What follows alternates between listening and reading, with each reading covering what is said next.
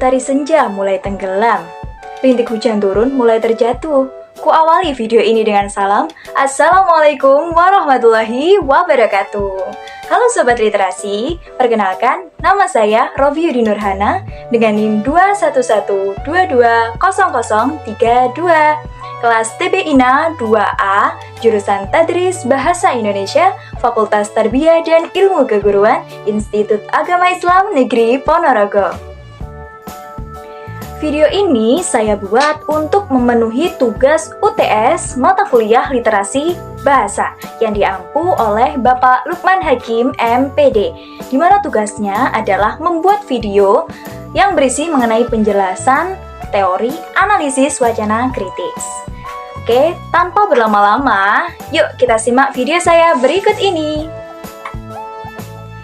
Sobat Literasi, kali ini kita akan sama-sama belajar tentang teori analisis wacana kritis. Nah, berdasarkan sumber bacaan yang sudah saya baca, pada video kali ini akan saya sampaikan 3 poin. Apa saja itu? Yang pertama yaitu tentang pengertian dari wacana, yang kedua yaitu pengertian dari analisis wacana, dan yang ketiga yaitu pengertian dari analisis wacana kritis atau yang biasa disingkat dengan AWK.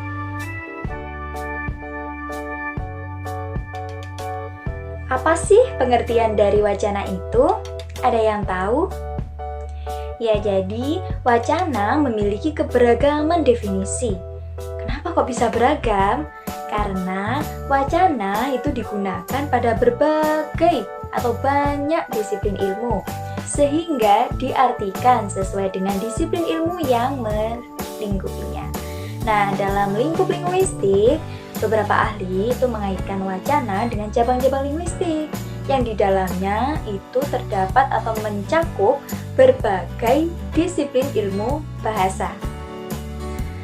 Nah, menurut buku yang saya baca, Darman mendefinisikan wacana sebagai tataran tertinggi, terbesar, dan juga terlengkap karena di dalamnya itu mencakup unsur-unsur dari linguistik yang cukup kompleks ya, seperti fonologi, morfologi, sintaksis, semantik, dan juga ditunjang oleh pemakaian dalam masyarakat. Nah, pendapat dari Darman ini itu sesuai dengan pendapat dari Tarigan. Namun, Tarigan itu lebih menekankan pada ruang lingkup dan juga struktur dari wacana itu sendiri. Tarigan dalam Wijana dan Rohmati mengatakan bahwa wacana adalah satuan bahasa terlengkap, tertinggi, dan terbesar. Wacana adalah produk bahasa lebih lengkap karena berada di atas kalimat dan klausa. Nah, dalam wacana ini juga terdapat unsur-unsur, salah satunya yaitu unsur koherensi dan juga kohesi yang saling berkesinambungan. Nah, kesinambungan dari dua unsur ini tadi itu dapat membentuk awal dan akhir yang nyata dan juga dapat disampaikan melalui ragam lisan maupun tulisan. Selain kaitannya dengan linguistik dan cabang-cabang di dalamnya, wacana itu juga sangat erat kaitannya dengan masyarakat pemakainya. Nah, wacana itu dipandang sebagai hasil produksi bahasa dari seorang pengguna bahasa. Nah, beberapa ahli itu juga mengatakan bahwa wacana adalah bagian dari komunikasi. Berdasarkan pendapat para ahli yang sudah saya paparkan tadi, dapat kita tarik kesimpulan yang pertama, dalam kaitannya dengan linguistik dan juga kebahasaan, wacana adalah tataran tertinggi, terbesar, dan juga terlengkap. Kemudian yang kedua, wacana memiliki unsur kohesi dan juga koherensi di dalamnya. Yang ketiga, wacana merupakan bagian dari komunikasi. Dan yang keempat, wacana ini adalah produksi bahasa yang dapat disampaikan melalui ragam lisan dan juga tulisan.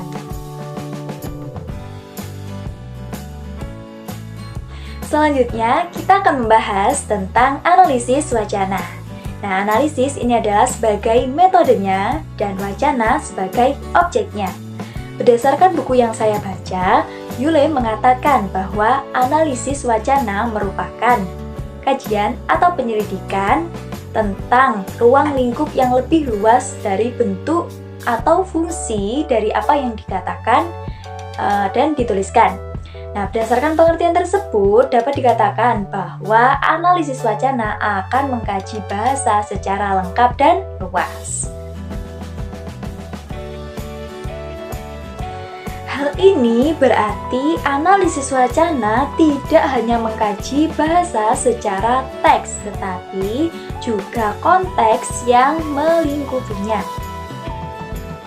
Pada dasarnya, analisis wacana adalah kegiatan untuk memahami wacana itu secara komprehensif dan representatif. Bagaimana maksudnya? Nah, komprehensif di sini maksudnya adalah memahami wacana itu secara tepat dan sesuai sasaran. Jadi tidak boleh yang namanya asal-asalan dalam memahami wacana.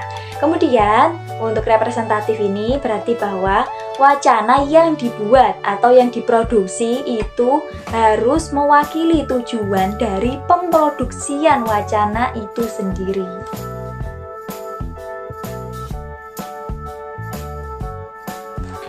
Selanjutnya, kita akan membahas tentang analisis wacana kritis.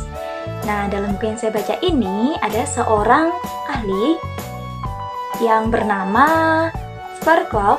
Itu dia menegaskan atau menjelaskan bahwa the critical discourse analysis atau CDA is not just analysis of discourse. It is part of some form of systematic transdisciplinary analysis of relation between discourse and other elements of the social process. It is not just general commentary on discourse. It includes some form of systematic analysis of text. It is not just descriptive, it is also not normative. Hal ini berarti analisis wacana kritis itu tidak hanya sekedar analisis teks semata. Nah, tetapi analisis wacana kritis itu juga termasuk analisis bentuk-bentuk sistematis dari hubungan antar elemen-elemen pada proses sosial. Erianto membagi 5 karakteristik dalam wacana kritis. Apa saja itu?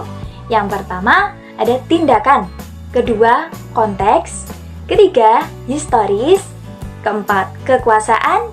Dan yang kelima, ideologi. Karakteristik yang pertama, tadi ada tindakan. Nah, bagaimana maksudnya? Jadi maksudnya tindakan ini adalah wacana itu diproduksi atau dibuat itu dengan memiliki tujuan-tujuan tertentu seperti mengkritik, menolak, mengajak, dan wacana itu juga diproduksi atas kesadaran pemproduksi wacana. Karakteristik yang kedua tadi ada konteks. Ya, bagaimana maksudnya? Jadi konteks di sini itu berarti bahwa wacana itu diproduksi atau dibuat itu dengan dipengaruhi oleh konteks. Konteksnya ini apa aja? Nah, yang pertama itu untuk siapa wacana tersebut dibuat. Kemudian yang kedua, lingkungan apa saja yang mempengaruhi wacana tersebut. Dan yang ketiga, ada di mana wacana tersebut diproduksi.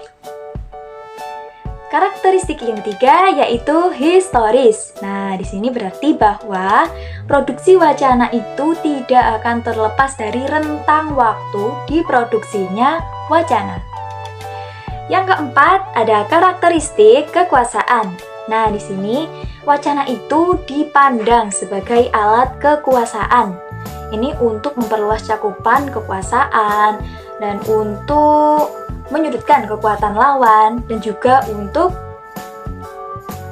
mengimplementasikan kebijakan penguasa. Karakteristik yang terakhir yaitu ada ideologi. Nah, karakteristik ini berkaitan dengan keyakinan atau paham-paham yang biasanya muncul dari kaum minoritas. Nah, demikian tadi pemaparan mengenai teori analisis wacana kritis. Sekian dari saya, mohon maaf apabila ada kata-kata yang kurang berkenan. Burung dara, burung cendrawasih, bisa dicari di Pulau Papua. Cukup sekian, terima kasih. Semoga bermanfaat untuk kita semua. Wallahu muwaffiq ila aqwamit thoriq. Wassalamualaikum warahmatullahi wabarakatuh. Sampai jumpa. Salam literasi.